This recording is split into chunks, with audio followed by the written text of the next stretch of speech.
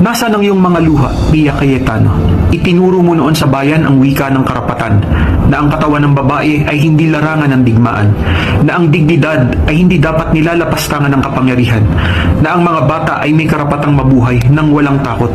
Nakipaglaban ka noon kasama ng mga higante sa mahaba at maduming digmaan para sa reproductive health law, sa loob ng malamig na bulwagan kung saan ginawang sandata ang moralidad laban sa mahihirap.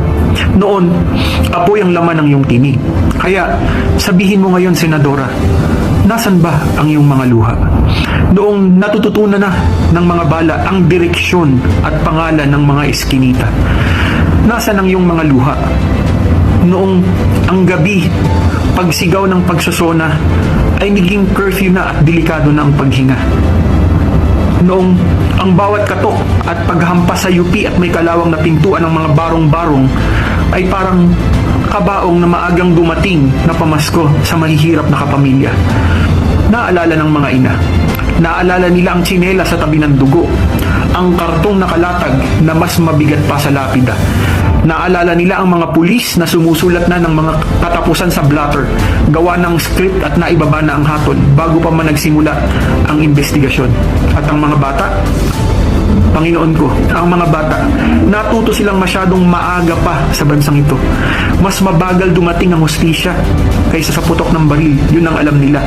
Ngayon, nanginginig ka dahil umaalingaw ang putukan sa loob ng Senado sa pagitan ng mga mikropono, kamera, at mga opisyal na may escort at titulo.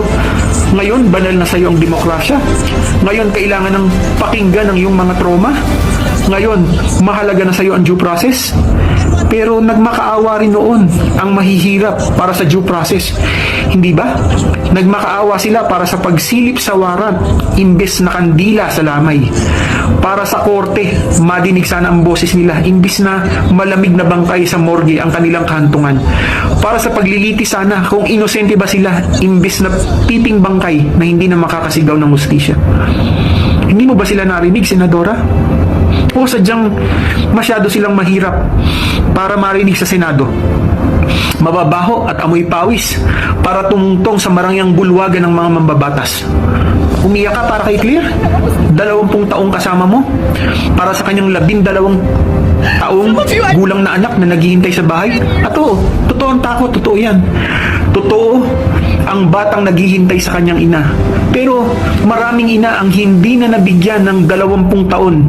Maraming bata ang 12 anyos pa lang nung una nilang makita kung ano ang itsura ng bangkay. Tahimik dapat magluksa ang mahirap. Hindi